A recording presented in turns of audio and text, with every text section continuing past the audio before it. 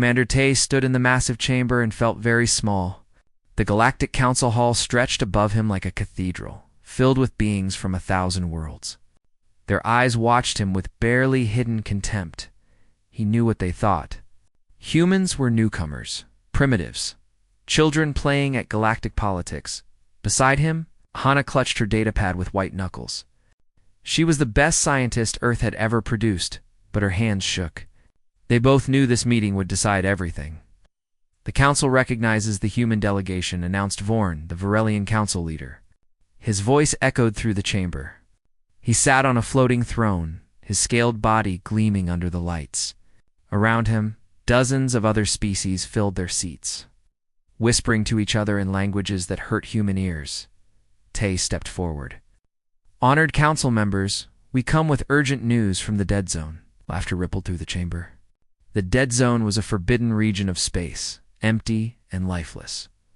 No one had gone there in thousands of years. Ancient warnings kept everyone away, but no one remembered why anymore. "The humans speak of the Dead Zone," said Krelix, the Catherian ambassador. His 4 eyes blinked in sequence. "How amusing. Tell me, Commander, do you also believe in ghost stories?" More laughter. Tay felt heat rise in his face, but kept his voice steady.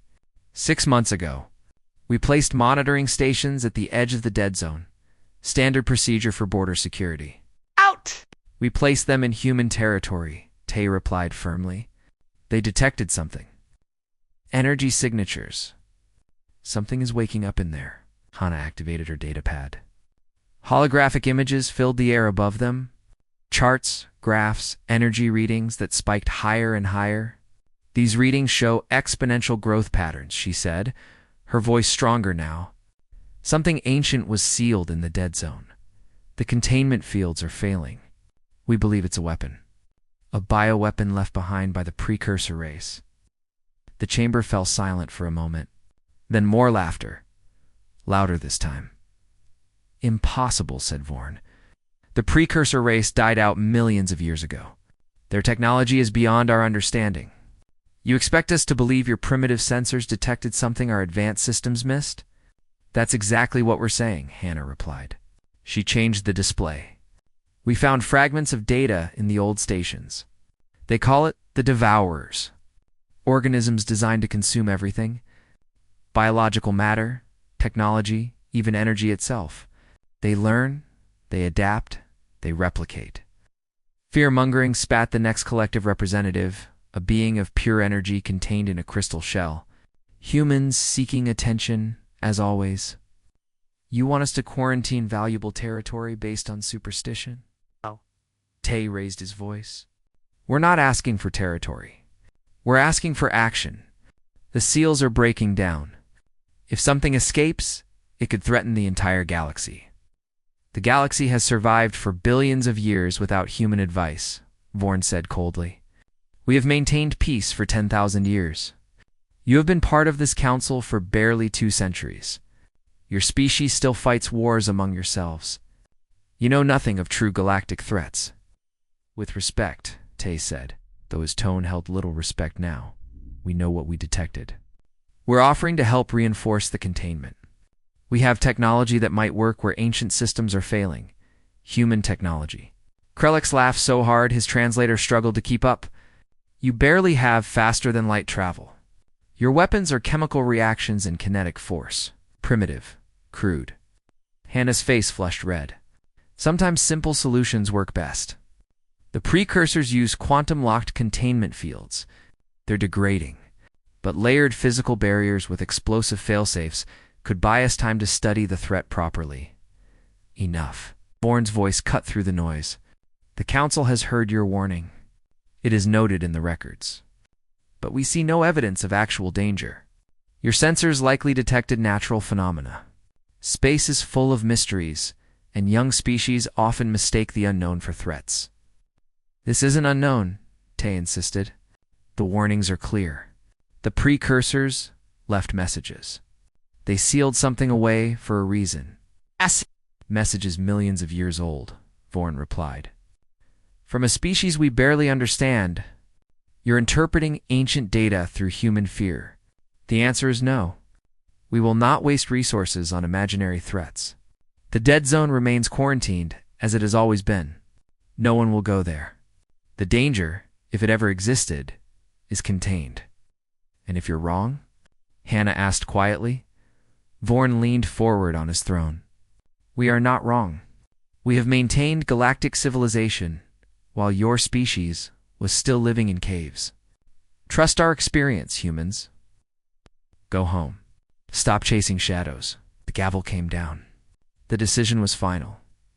Tay and Hannah walked through the long corridors of the council station in silence. Other delegates passed them, some smirking, others ignoring them entirely. They reached their small diplomatic ship docked at the station's edge. Inside, with the door sealed, Tay finally spoke. They didn't even look at the data properly. Never intended to, Hannah said bitterly. She collapsed into a chair. We're junior members. Barely tolerated. They think we're paranoid primitives. Maybe we are paranoid, Tay said, but he didn't believe it. He'd seen the data himself. Spent months analyzing it. The patterns were clear. Something was waking up, and when it did, it would be hungry. What do we do now? Hannah asked. Tay sat at the controls and began plotting a course home. We prepare. Earth needs to know the Council dismissed our warning. We start fortifications immediately. Stockpile resources. Train our fleets. Update our defense networks. They'll call it warmongering. Wasting resources. Let them call it whatever they want. Tay engaged the engines. The stars stretched into lines as they jumped too faster than light speed. We gave them fair warning. We tried to do this the right way. If they won't listen, we protect our own. Hannah stared at the screens showing their route home. Beyond the maps, somewhere in the darkness, lay the dead zone. On her personal pad, the energy readings continued their exponential climb. She'd set up remote monitoring before the council meeting, uploading the data to human servers. Tay, she said softly, how long do you think we have? He was quiet for a long moment. 6 months. Maybe a year if we're lucky. The seals are failing fast now. Something will break through. And when it does, then we'll be ready. The council might not believe us, but humanity didn't survive this long by waiting for permission to defend ourselves. The ship cut through space toward Earth, behind them. The council continued its business, dismissing the human warning as paranoid nonsense. They had ruled the galaxy for 10,000 years. They knew better than some upstart species that had barely reached the stars. In the dead zone, ancient seals cracked. Energy leaked through growing fissures. Something stirred in the darkness, patient and hungry. It had waited millions of years. It could wait a little longer. The devourers were coming, and the galaxy wasn't ready. 6 months passed like a held breath. Captain Bay sat in his command chair aboard the monitoring station Vigilance. Watching screens that showed the dead zone, his station floated at the very edge of human territory. The last outpost before empty space, the Galactic Council had ignored Earth's warnings. But Earth had not ignored the threat. Bay's station was one of 50 new installations built in record time. Human ships patrolled constantly. Defense platforms bristled with weapons. Earth had spent billions preparing for something the galaxy called impossible. Captain called out Lieutenant Yuna from her console. I'm picking up new activity in the dead zone. Bay leaned forward. Show me. The main screen changed. Deep in the forbidden territory, energy signatures flared. But these weren't natural. Ships. Lots of them. Someone's gone into the dead zone, Yuna said, disbelief in her voice. Who would be that stupid? Bay zoomed in the image. The ship's signatures became clear. Next Collective. They've sent a mining fleet. Mining? Yuna stared at him. But the Council forbids entry to the dead zone. The Next Collective doesn't care much for Council rules, Bay said grimly. They must have detected valuable resources. Probably the same energy readings we found. For 3 days, Bay watched the Next fleet work deeper into the dead zone. He sent warnings. Urgent messages to both the Nex and the Council. No response. The Nex ignored him. The Council said it was an internal matter. On the 4th day, everything changed. Captain? Yuna's voice cracked with panic. Massive energy surge in the dead zone, right where the necks are mining. The screens lit up like suns. Energy readings spiked off the charts. Bay grabbed the communications panel. This is Captain Bay to all human ships. Battle stations. All defensive platforms online. This is not a drill. Sir, the next fleet is broadcasting distress calls, another officer reported. Put it through. Static filled the bridge, then screaming. Voices in the next language, translated by computers. Something's attacking us. Coming from below, they're everywhere. They're eating the ships. Oh gods, they're eating. The signal died. The entire next fleet just disappeared, Yuna whispered. 50 ships. Gone in minute. Spay's hands gripped his armrests. This was it. The thing they'd warned about. The thing the Council said didn't exist. Get me Earth Command, and send an emergency broadcast to the Galactic Council. Tell them it's begun. The Galactic Council convened an emergency session. This time, no one laughed at human warnings. Vorn's scaled face looked pale, even through the holographic transmission. The next collective has lost an entire mining fleet, he announced. Initial reports suggest an unknown hostile force in the dead zone. Commander Huan stood before the council again, along with Admiral Yang and Scientist Hannah. This time, the council chambers were packed. Every species wanted to know what had destroyed the next fleet. He warned you, Huan said simply. 6 months ago. This is the Devourers. The ancient weapon we detected. We don't know what it is yet, Kralax protested. Perhaps the next disturbed something dangerous, but it's spreading, Hannah interrupted. She displayed new data. Captain Bay's monitoring stations show the energy signatures expanding. Whatever the next released, it's not contained. It's growing fast. How fast? Vorn demanded. Exponential growth, Hannah replied. It's already doubled in size. At this rate, it will reach inhabited systems within weeks. The council erupted in panicked voices. Species argued over what to do. Finally, Vorn raised his hand for silence. We will send a military fleet to contain this threat, he declared. The Vrelian Third Fleet will depart immediately. 50,000 warships. They will destroy whatever attacked the Nex and establish a proper quarantine. Juan stepped forward. With respect, Council Leader, we recommend caution. We've studied the ancient data. The Devourers adapt. They learn from what they consume. Send a massive fleet, and you're just feeding them more technology? Are you suggesting the Vrelian fleet cannot handle this? Vorn's voice was dangerous. I'm suggesting you use the right tactics, Juan replied firmly. Kinetic weapons only. No energy weapons. No advanced technology they can absorb and replicate. Hit hard and fast, then pull back. Don't give them time to learn. The Vrelian Empire has defended this galaxy for 10,000 years, Vorn said coldly. We don't need tactical advice from humans who still use gunpowder weapons. Those gunpowder weapons might be exactly what you need, Juan shot back. Simple, direct, nothing to adapt to. Vorn's eyes narrowed. The Third Fleet leaves in 3 hours. They will use standard Vrelian tactics and weapons. This conversation is over. The hologram cut out. Juan looked at Yang and Hannah. They're making a mistake. They're making the same mistake they always make, Yang said quietly. They think advanced means better. They don't understand that sometimes the old ways work because they're tried and tested. Captain Bay watched from his station as the Vrelian Third Fleet arrived. 50,000 ships. The largest military force in galactic history assembled in one place. Their hulls gleamed with energy shields. Their weapons hummed with plasma power. They looked invincible. This is Fleet Commander Tarvis to all human stations, came the transmission. Clear the area. The Vrelian fleet will handle this threat, Commander. This is Captain Bay, he replied. I strongly urge you to reconsider your approach. Use conventional weapons. The Devourers can. We don't take orders from monitoring station captains, Tarvis interrupted. Especially human ones. Maintain your distance. Bay watched helplessly as the massive fleet moved into the dead zone. They advanced in perfect formation, confident and powerful. He saw their energy weapons charging up their shields at maximum strength. "They're not listening," Yuna said beside him. "They never do," Bay replied. The Devourers hit the fleet 3 hours later. Bay's sensors showed it happening in real time.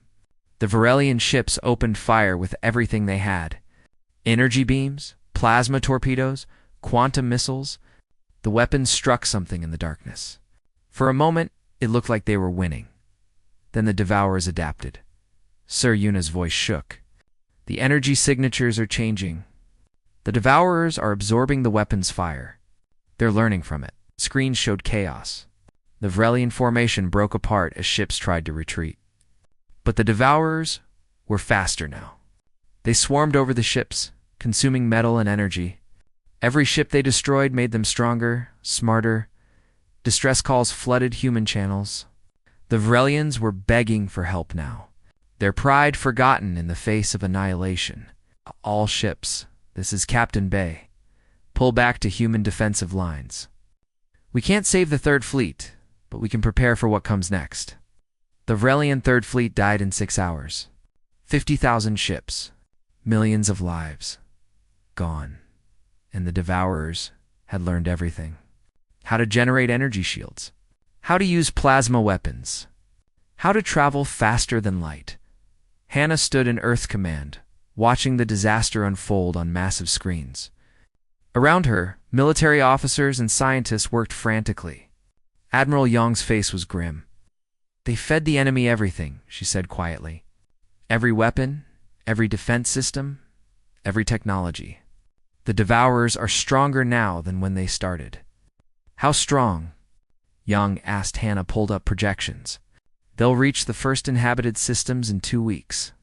At their current growth rate, and with Varelian technology, they could consume a planet in days." "How many worlds are in their path?" "Hundreds, maybe thousands before anyone can stop them." Young turned to his command staff. "Begin full mobilization. Every ship, every soldier, every weapon we have, and get me the council. They're going to have to listen now."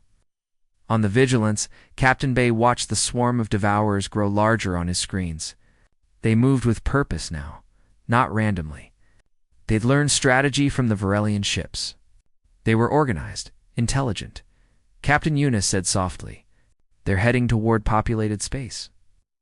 "I know," Bay replied. He opened a channel to all human ships. "This is Captain Bay to all stations. Hold the line. Whatever comes, we hold the line. Humanity tried to warn them. Now we have to save them." The Devourers swept forward like a dark tide, and the galaxy finally understood what it meant to ignore human warnings. The galaxy burned. 3 weeks after the Devourers broke free, 12 civilizations had fallen. Worlds that had stood for thousands of years were now silent tombs. The Catherian home system, gone. The next territories, consumed. Even mighty Varelian colonies were disappearing from the star maps one by one. Admiral Young stood in Earth's war room, surrounded by holographic displays showing the destruction. Red zones spread across the galaxy like a disease. Behind each red marker were billions of dead. "Status report," he ordered. Commander Sora stepped forward, pointing at the maps. "The Devourers have consumed 57 inhabited systems. Current projections show they'll reach the core worlds within 6 weeks. Refugee ships are fleeing in all directions." "Where are they going?" Young asked, though he already knew the answer. "Here, sir. To human space. We're the only borders that haven't been breached." Young nodded slowly. For 6 months, while the Council mocked them, humanity had prepared. Not with advanced alien technology, but with simple, brutal effectiveness. Earth's borders were now ringed with defense stations that used old-fashioned methods. Explosive mines, kinetic barriers, chemical weapons. Things the Devourers couldn't easily absorb and learn from. "How many refugees are requesting sanctuary?" "Millions, sir. Ships from over 40 species. They're massing at our borders, begging for entry." Young looked at the screens showing desperate alien vessels crowded at human checkpoints. These were the same species that had laughed at Earth's warnings. Now they came begging for protection. "Let them in," Young said. Process them through quarantine stations. Check every ship for contamination. If even one devourer gets through our lines, we're finished. Sir, the Council has requested an emergency meeting. They're asking for you and scientist Hannah to attend. Tell them we'll be there in 1 hour. The Galactic Council looked nothing like it had 6 months ago. Half the seats were empty. The beings who remained looked terrified. Vorn's scales had lost their shine. His eyes were hollow. Admiral Young, Scientist Hannah, he began, his voice lacking its usual arrogance. Thank you for coming. Just tell us what you want, Young replied coldly. Krelix spoke next. His 4 eyes blinked rapidly, a sign of extreme stress. The Devourers will reach the Varelian homeworld in 4 weeks. Our fleets can't stop them. Every weapon we use just makes them stronger. We need help. We need help, Hannah repeated flatly. 6 months ago, we offered help. You called us paranoid, primitive, fearmongers. We were wrong, Vorn said, and those words seemed to hurt him physically. We were arrogant and wrong. 60 billion beings are dead because we didn't listen. 60 billion so far, Sora corrected from beside Yang. The count rises every hour. The council chamber fell silent. Finally, a small delegate from the Pelon species spoke. We're dying. All of us? Human space is the only territory the Devourers haven't touched. Your defenses work, please. We're begging you. Help us. Yang looked at each of them. These proud species, rulers of the galaxy, now reduced to begging the humans they'd dismissed. Part of him wanted to refuse, to let them face the consequences of their arrogance. But he was better than that. Humanity was better than that. Double quotes, Hannah, he said. Tell them. Hannah activated her data display. New projections filled the air. We've been studying the Devourers constantly. We have a plan. It's risky and requires perfect coordination. Tell us, Vorn leaned forward desperately. We can't fight them directly, Hannah explained. Every battle feeds them more technology. Instead, we collapse a stellar phenomenon we've been monitoring. It will create a massive dead zone, a barrier the Devourers can't cross. Essentially, we cut the galaxy in half. Silence. Then Krelix spoke. Cut the galaxy in half. What does that mean? It means everything on one side of the barrier survives. Everything on the other side is lost. Forever? How many worlds? Asked the pylon delegate quietly. Hannah's face was grim. We can save approximately 40% of inhabited space. The other 60%, including all the systems the Devourers currently occupy, will be sealed off permanently. That's trillions of beings, Vorn whispered. Yes, but the alternative is extinction for everyone. The Devourers won't stop. They'll consume the entire galaxy, given enough time. Commander Tay, who had given the first warning so long ago, spoke up from his position near Yang, who can evacuate some populations. Not all. There isn't time. But we can save the majority if we act now. How long do we have to decide? Vorn asked. We need to start immediately, Hannah replied. The stellar collapse takes 3 weeks to prepare.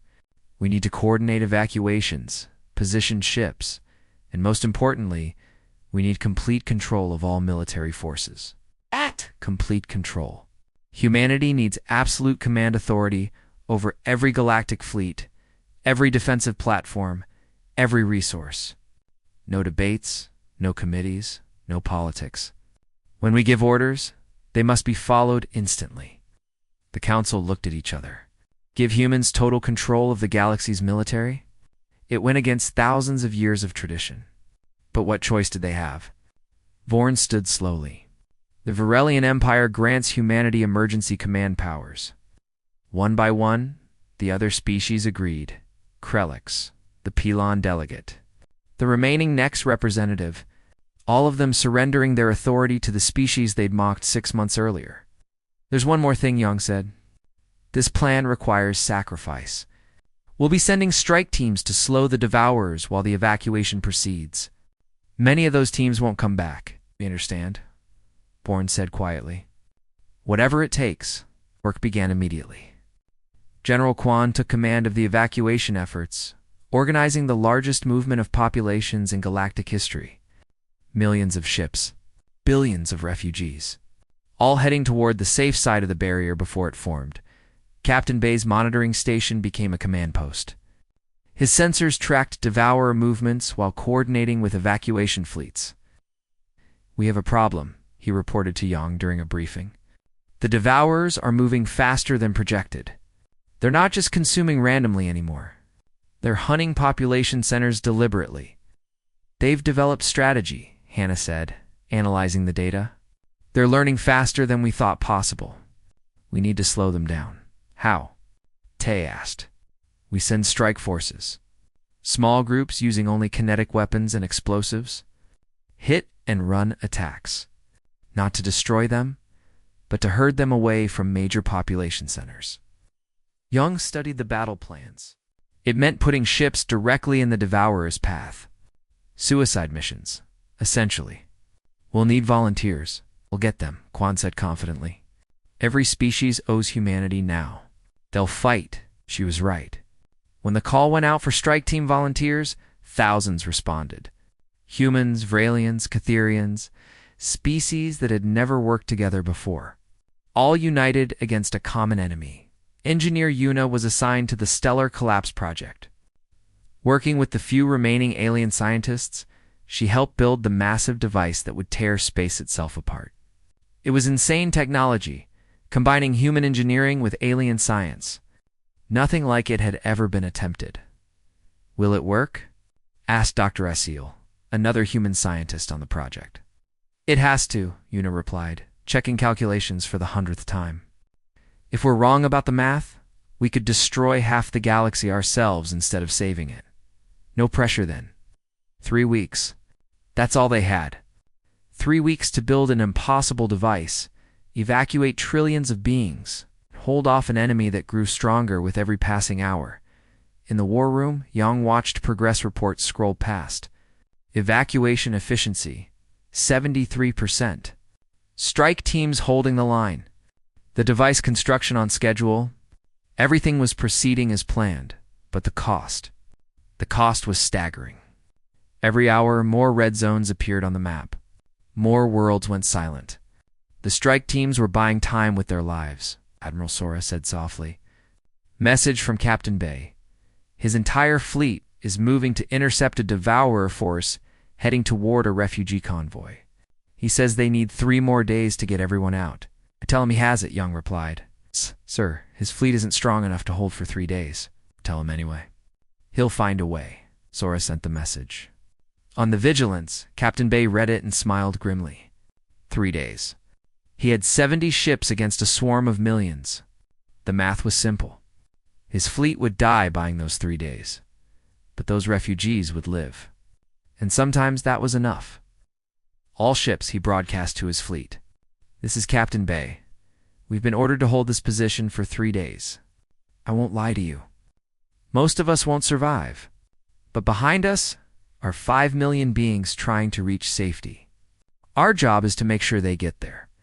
Silence on the channel. Then, one by one, his captains responded. "Standing by, sir. Ready to hold the line. For Earth, for the galaxy." Day looked at Yuna beside him. "Get to an escape pod." "No point in both of us dying here. With respect, sir. Shut up." "I'm staying," he laughed despite everything. "Fair enough. Helm, take us forward. Let's show these things what humanity thinks of their hunger." The Vigilance and its fleet moved to meet the darkness. The Devourers came like a black wave across the stars. Captain Bay watched them approach on his screens. A swarm so vast it blotted out entire constellations. His 70 ships looked like toys against that darkness. "All ships to defensive positions," he ordered calmly. "Remember the plan. We're not here to win. We're here to delay. Every minute we hold is another ship full of refugees reaching safety." Behind them, 5 million beings fled in hundreds of transport ships. Civilians, families, children. They needed 3 days to reach the safe zone. Bay had promised them 3 days. "They're in weapon range," Lieutenant Yuna reported. "Fire at will. Kinetic rounds only. Save the explosives for when they get close. The human fleet opened fire. Simple metal slugs accelerated to incredible speeds. Ancient technology that the Devourers couldn't adapt to easily. The rounds tore through the swarm, destroying thousands of individual organisms. But for every one destroyed, 10 more took its place. They're adapting to our firing patterns, Una said, watching her screens. Spreading out more, making themselves harder targets. Switch to random fire sequences. Don't let them predict us. The battle became a deadly dance. Bay's ships moved constantly, never staying still, always firing. Always retreating just enough to keep the Devourers engaged, but not destroyed. They weren't trying to win. They were trying to be interesting enough that the swarm wouldn't leave. Hour after hour passed. Ships began to fall. The destroyer Defiant was overwhelmed first, its crew fighting to the last moment. Then the cruiser Perseverance. Then 3 more frigates in quick succession. Day 1 complete, Una reported as the chronometer ticked over. We've lost 15 ships. Refugee convoy is 30% to safety, and we hold for 2 more days, Bay said simply. Across the galaxy, other strike teams fought their own desperate battles. Commander Suji led a mixed force of human and Vrelian ships, harassing a Devourer swarm heading toward the Catharian evacuation zone. Her orders were the same. Delay. Don't engage fully. Keep them interested. They're learning our tactics faster now, her tactical officer reported. They're setting ambushes. Then we adapt faster, Suji replied.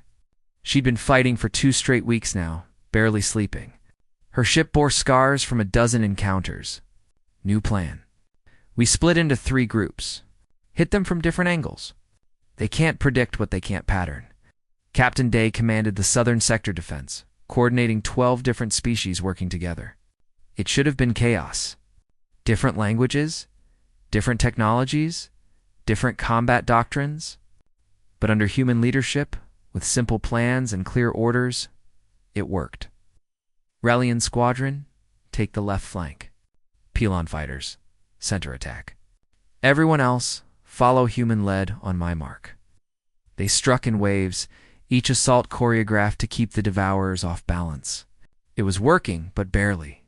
For every victory, they paid in blood. At the stellar collapse site, Engineer Una's counterpart led the construction team.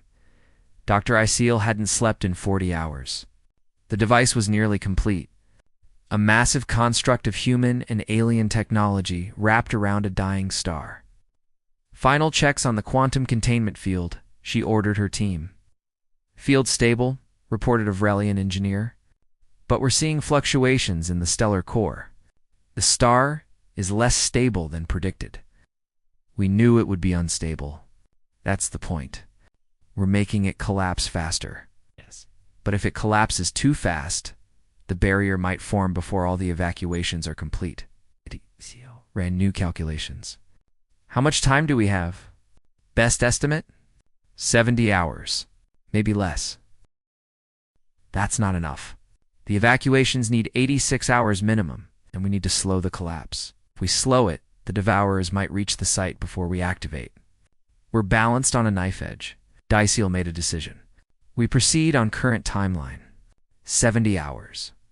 Send a message to Admiral Young. Tell him to speed up evacuations. Everyone needs to be clear in 70 hours, or they're trapped forever. Back on the Vigilance, Bay was down to 30 ships. Day 2 had cost him dearly. The Devourers had learned that targeting larger ships first was more efficient. His fleet adapted, using smaller vessels as bait while capital ships struck from range. Message from Earth Command, Una said. She looked exhausted, blood crusting a cut on her forehead from when a console exploded during a Devourer near miss. Timeline's been moved up. We need to hold for 20 more hours, not 1 more day. 20 hours, Bay repeated. He looked at his fleet status. 30 ships. Most damaged. Low on ammunition. 20 hours? Might as well be 20 years. But behind them, the refugee convoy was still moving. Still escaping? We can do 20 hours, he said, injecting confidence he didn't feel into his voice. All ships. New orders. We're going to push forward into the swarm. Make them work for it, sir. Yuna stared at him. That's suicide. It's buying time. There's a difference. He opened channels to his remaining captains. Listen up. We've been given an honor. 20 more hours and 5 million people live. 20 hours and we become the reason the galaxy survives. I can't promise you'll see home again, but I can promise you'll be remembered. Silence. Then responses came back, one by one. It's been an honor, Captain. Let's make these hours count. For Earth and the future. The Vigilance led the charge. 30 ships, diving into a swarm of millions. It was magnificent and terrible. They fired everything they had, targeting the densest clusters, forcing the Devourers to concentrate on them instead of pursuing the refugees. Ships died gloriously. The cruiser Indomitable rammed a Devourer cluster, her captain setting off all her remaining explosives in one massive detonation. The destroyers Honor and Courage fought back to back until they were both consumed, their crews broadcasting battle songs to the end. Bay's ship shook as something ripped through the hull. Alarms screamed. Fire suppression systems activated automatically. Hull breach on decks 5 through 8, Yuna reported, her voice steady despite the chaos. We've lost engines 2 and 4. Weapons at 30% capacity? How long can we keep fighting? 6 hours, maybe. Then we fight for 6 hours. Admiral Yang watched the battle from Earth's war room. Captain Bay's transponder signal was weak, but still active. Around it, the other dots representing his fleet were winking out one by one. Get me a channel to the Vigilance, Yang ordered. Sir, communications are spotty. The Devourers are jamming most frequencies. Try anyway. A crackling connection opened. Captain Bay, this is Admiral Yang. Admiral. Bay's voice came through static. Good to hear from you, sir. Captain, you've done enough. Pull back while you still can. Negative, sir. We've still got 14 hours to go on that timeline. Bay, sir. Permission to speak freely? Granted, we knew what we were signing up for. These people behind us, they didn't ask for this war. They deserve to live. If my crew dying here means they get that chance, then it's a good death. Yang felt something catch in his throat. Tell your crew, they've made humanity proud. Tell them the galaxy will remember. No, sir. Bay out. The channel closed. Yang stared at the tactical display, watching the Vigilance's signal grow weaker. Around him, the war room was silent. Everyone had heard the transmission. Give me status on all other strike teams, Yang said quietly. And someone contact scientist Hannah? Tell her Bay is buying us time? She needs to make sure that time isn't wasted. Hannah stood before the massive stellar collapse device, watching final preparations. Hundreds of ships worked around it, adding last components, running final checks. This mad machine would either save half the galaxy or doom it all. Status. She asked Dr. Iziel. We're ready. We can activate in 14 hours the evacuations. 82% complete. The remaining populations are cutting it close. Hannah did the math in her head. Some wouldn't make it. Entire worlds would be trapped on the wrong side of the barrier. But most would survive. Most would live. Prepare for activation sequence, she ordered, and send a message to all strike teams. Thank them for their service. On the Vigilance, Captain Bay had 5 ships left. His own vessel was dying, held together by emergency systems and sheer willpower. The bridge was filled with smoke. Half his crew was dead or injured. But they were still fighting. Message coming through, Yuna said, her face pale from blood loss. From scientist Hannah, put it through. Hannah's voice filled the bridge. All strike teams, this is Hannah. I want you to know what you've done. Because of your sacrifice, 4 trillion beings will survive. Because you held the line, half the galaxy gets to see tomorrow. History will remember your names. Children will learn your stories. You gave everything so they could live. Thank you. Bay looked around his shattered bridge. At Yuna, still at her post, despite her injuries. At his weapons officer, firing until the last gun was empty. At his navigator, keeping them in formation with both arms broken. Crew of the Vigilance, he said. It's been my honor to serve with you. The Devourers crashed over them like a tidal wave. The last 5 ships disappeared into the darkness. But behind them, the final refugee convoy reached safety. The chronometer on Earth's war room hit 0. All evacuations complete. All strike teams silent. Activate the device, Yang ordered. Across the galaxy, the dying star collapsed. Reality screamed. Space itself tore apart, creating a barrier of twisted physics that nothing could cross. The Devourers slammed into it and stopped, unable to advance further. Half the galaxy was sealed away forever. But half survived Captain Bay's warning, scientist Hannah's plan. The sacrifice of thousands had saved them all. The galaxy was silent. For the first time in billions of years, half of it simply didn't exist anymore. Not destroyed, but separated. Cut off behind a barrier of twisted space that nothing could cross. On one side, the Devourers consumed everything in their path. On the other side, what remained of galactic civilization tried to understand what had just happened. Scientist Hannah stood at the observation deck of Earth's primary orbital station, staring at the stars. Somewhere out there, beyond where her eyes could see, was the barrier.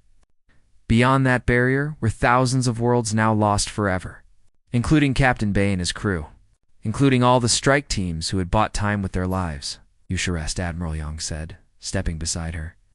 He looked as tired as she felt. Neither of them had slept in days. Hannah replied quietly, "Every time I close my eyes, I see the numbers. 3 trillion beings we couldn't evacuate in time. Thousands of worlds. The Varelian homeworld. The Catherian monuments. All the history and culture on the wrong side of that line. For trillion who live because of what you did. Because of what we all did. Bay, Suji Day, all the strike teams. They're the real heroes." "Heroes don't usually come home," Young said. "That's what makes them heroes." They stood in silence, watching Earth turn slowly below them. The planet looked peaceful from up here. You couldn't see the refugee camps that now covered 3 continents. Couldn't see the hospitals full of wounded from a dozen species. Couldn't see the memorial fields where names of the dead were being carved into stone. "The council wants to meet," Young said finally. "They're calling a full session. What do they want?" "To discuss the future and to formally acknowledge what humanity did." "I don't want acknowledgement. I want Bay and his crew back." "So do I, but we work with what we have." The Galactic Council chamber had been rebuilt. Half the old member species were gone, sealed behind the barrier, or extinct. New representatives sat in those empty seats now, species that had been minor members before. The chamber felt smaller, quieter. The age of galactic arrogance was over. Hannah and Yang entered together, along with General Quan and Commander Tay, the humans who had led them through the crisis. The ones who had been right when everyone else was wrong. Vorn stood to greet them. The Varelian looked older now, his scales dull. His homeworld was gone. His empire reduced to a handful of colony worlds. But he was still alive, still trying to lead what remained of his people. "Scientist Hannah, Admiral Yang, General Quan, Commander Tay," he said formally. "The Council recognizes you and thanks you for attending." "Let's skip the formalities," Quan said bluntly. She'd lost patience for diplomatic games. "What do you want?" Krellick spoke next. The Catherian looked even worse than Vorn. His species' sacred homeworld was gone, along with 10,000 years of history. "We want to discuss the future. This new galaxy we find ourselves in." "What future?" Tay asked. "Half the galaxy is gone. The other half is in ruins. Billions are dead. What future are we discussing?" "The one where we survive," said the Pylon delegate. Her small species had always been humble, always practical. "The one where we rebuild? The one where we don't make the same mistakes." Vorn stepped forward from his seat. What he did next shocked everyone. The leader of the Varelian Empire, one of the galaxy's oldest and most powerful species, knelt before the humans. "We were wrong," he said, his voice carrying through the silent chamber. 6 months ago you warned us. You offered help. We dismissed you. We called you paranoid primitives. And because of our arrogance, trillions died." Other delegates stood. One by one they moved forward. Krelax knelt beside Vorn. Then the Pelon delegate. Then representatives from a dozen other species, all of them kneeling before humanity. Please, Vorn continued. Lead us. Teach us. Help us rebuild into something better than what we were. Hannah felt her throat tighten. This wasn't what she wanted. Not glory, or power, or acknowledgement. She wanted the dead to be alive. She wanted Bay and his crew laughing somewhere, drinking and telling stories, but the dead were gone. The living needed guidance. Admiral Yang spoke, his voice formal. The Council is asking humanity to take command of galactic reconstruction? Yes, Vorn said, still kneeling. We propose a new structure. Humanity will lead the Galactic Defense Initiative. All military forces will operate under human command. We will never again ignore warnings. Never again dismiss preparation as paranoia. Who decides what threats are real? Quan asked. Who checks our power if we're given total authority? We will establish oversight councils, the Pylon delegate said. Representatives from all species, but in matters of defense, of preparation against threats, humanity has final say. You earned that right by being right when we were wrong. By being prepared when you weren't, Tay added quietly. Yes, Vorn agreed. Exactly that. The council voted. Every species, every delegate, unanimous. Humanity would lead the reconstruction, not as conquerors, not as overlords, but as the people who had tried to save them all. 3 months later, General Quan stood in the new Galactic Defense Headquarters. It was built on a human colony world, designed with both human efficiency and alien needs in mind. Around her, beings from 50 species worked together, coordinating the massive reconstruction effort. Status report. She ordered Commander Sora pulled up holographic displays. Refugee integration is proceeding. We've established permanent settlements for 73 species. Food production is back to 80% of pre-crisis levels. Medical facilities are handling the load. Defense networks. All major systems now have human-designed early warning stations. Simple technology, hard to adapt to. Layers of redundant systems. If another threat emerges, we'll see it coming. What about the barrier? Any changes? It's holding stable. The Devourers are still active on the other side, but they can't cross. That section of the galaxy is lost, but it's contained. Quan nodded. The barrier would hold forever, or until the universe itself ended. Half the galaxy sealed away, a permanent reminder of the cost of dismissing warnings. Scientist Hannah worked in her laboratory, studying samples of Devourer material recovered before the barrier formed. Understanding them was important. Making sure nothing like them ever threatened the galaxy again was critical. Dr. Asil worked beside her. Both of them exhausted, but driven. They'd saved the galaxy once. They needed to make sure they never had to do it again. The Devourers were designed, Hannah said, examining cellular structures under high magnification. Not evolved, created. The precursor race made them as weapons. Why? Isiel asked. Why create something so destructive? Maybe they faced something worse. Maybe they needed the ultimate weapon. Or maybe they just could, so they did. Hannah sat back. That's the real lesson here. Just because we can create something doesn't mean we should. Think the galaxy learned that lesson? I hope so. I really hope so. 6 months after the crisis, Hannah attended the memorial dedication. It was built on Earth, a massive monument carved into a mountainside. On it were inscribed the names of everyone who died holding the line. Captain Bay's name was at the top, along with his entire crew. Below them, thousands more names. Commander Tay stood beside her, both of them in formal uniforms. Around them, representatives from every surviving species gathered. Millions watched via broadcast across the galaxy. We gather to remember those who gave everything, Admiral Yang said, speaking to the crowd. Captain Bay and the crew of the Vigilance, Commander Suji and her strike force. Captain Day and the Southern Defense Fleet, every soldier, every scientist, every being who stood against the darkness. The names were read. It took hours. Each name spoken clearly, honored individually. Human names, Vrelian names, Catherian names, species that had never gotten along, now mourned together.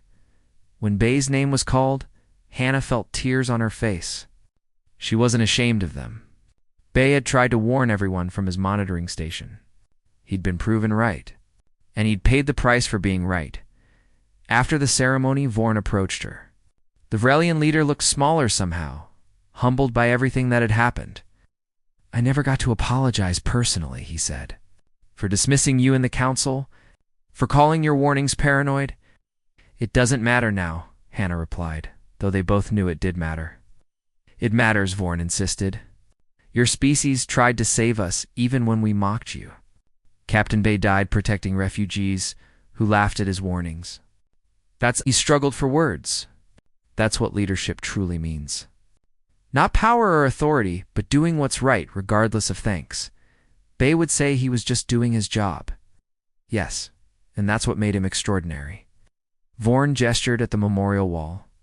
"These names, they're carved in stone, but they'll be written in our children's textbooks, in our history. Future generations will learn about the humans who saved the galaxy. And maybe they'll learn to listen to warnings," Hannah said. "That's all we wanted. For people to take threats seriously before it's too late." Vorn nodded slowly. "The new Galactic Defense Initiative has adopted a human saying as its motto. Prepare for the worst, hope for the best." Simple words, but powerful. Tay joined them, standing beside Hannah. "It's what we've always believed.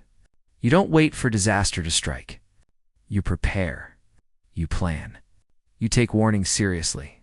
A lesson we learned too late," Vorn said, "but one we'll never forget." As the sun set over Earth, casting long shadows across the memorial, Hannah thought about the future.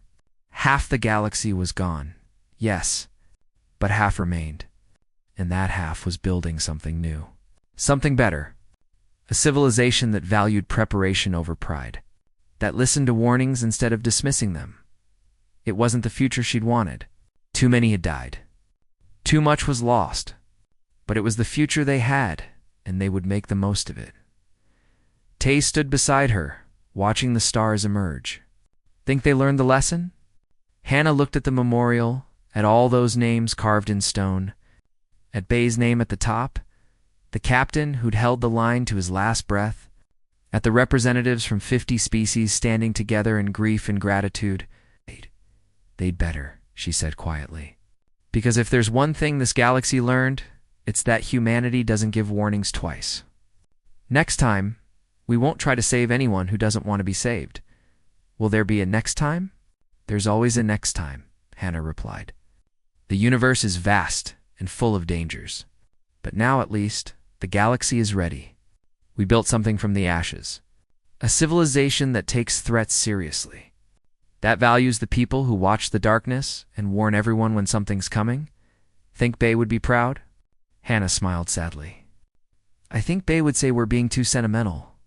Then he'd pour us drinks and tell us to get back to work. Because the watch never ends. Someone always needs to stand guard." "Then we stand guard," Tay said firmly.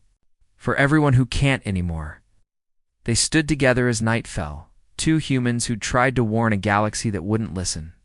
The galaxy had learned its lesson in blood and fire. Now came the hard part, making sure the lesson was never forgotten. Above them, half a galaxy of stars shone in the darkness. The other half was gone, sealed away forever, a permanent scar across the universe. A reminder that some warnings, if ignored, lead to costs too terrible to measure. But the stars that remained burned bright, and humanity stood watch over them all, ready for whatever came next, because that's what they did. That's what they'd always done. They gave warnings. They prepared. They protected. And when the galaxy finally listened, they led the way forward into whatever future waited beyond the stars.